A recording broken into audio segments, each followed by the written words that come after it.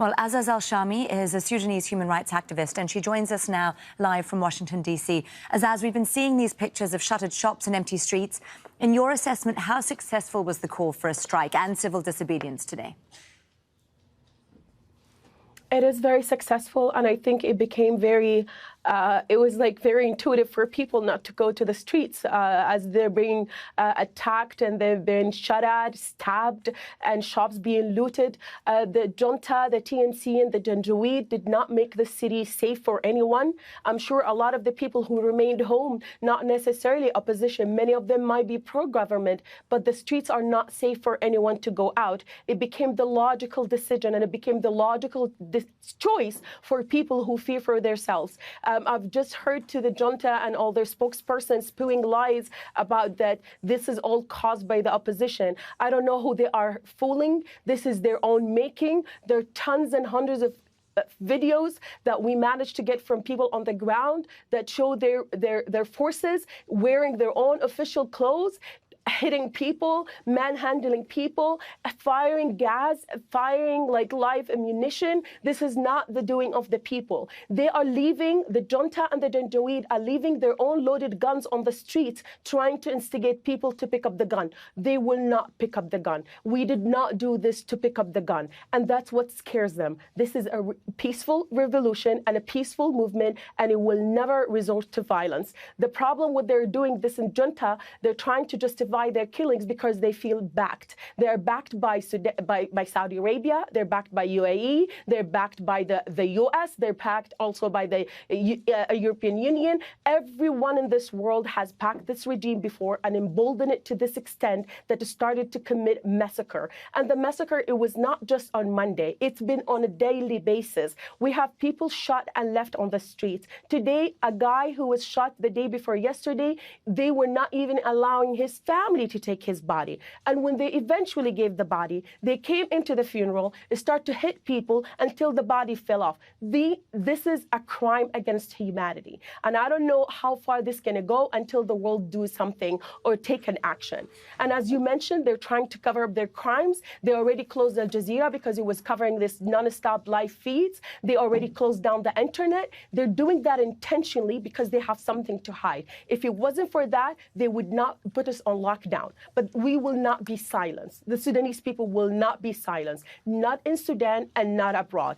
We are not going to be silenced. Azaz, let me ask you more about that, because we're hearing about the protesters' preconditions for talks, which have been suspended for some time. Where are those now? I personally don't speak for them, but I personally do not think the junta or the military or the Genjouid are worthy of sitting with them at the table. Preconditions or not, they should not be even a partner to this transfer of power. They are criminals. They are criminals. When you ask them to say sorry and admit, who are you kidding? I think these demands are does not even honor the blood of the people. It does not honor the blood of the people. We demand that the junta steps down and be held accountable. That's what we call for. I'm not going to take an apology. Apology will not bring back the people. Apology will not bring back our youth. Apology will not bring back the pain that they caused us. I do not want apology. And admission, I don't need it. We know that it happened.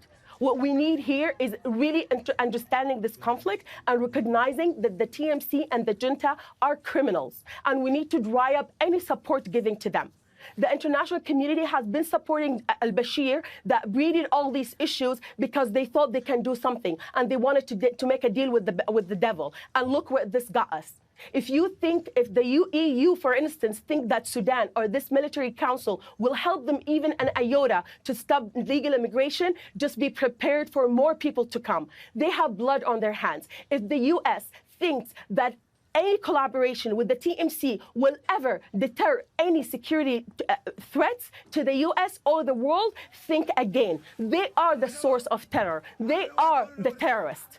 Azaz, I want to ask you about a potential resolution to this, because we have seen the violence continuing now for some time. I'd like to ask you about a potential resolution, where you see a potential resolution to what's happening here, because the violence has been going on for some time now. We're hearing demands from the protesters. Talks have been suspended. Where do we go from here?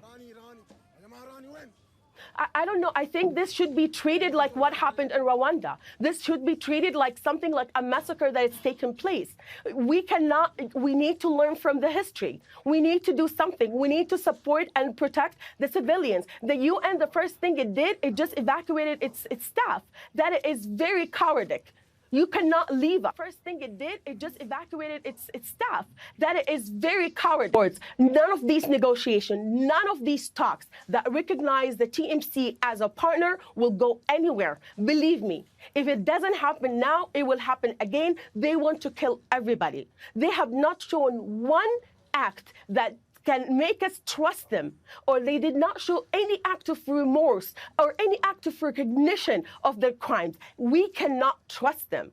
What do we need more to recognize that these are criminals taking the people of Sudan hostage, and they're committing more crimes? They say that they want the people to go back to normal life. We can't. There's tanks and Tetras and cars and guns every street you look around. Even when people don't go out of their houses, they break in and loot them.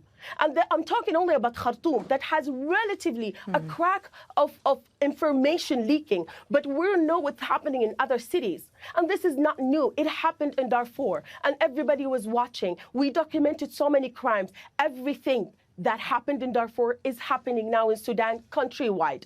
If you fail to stop Darfur, you have a chance now to make this right and correct your mistake.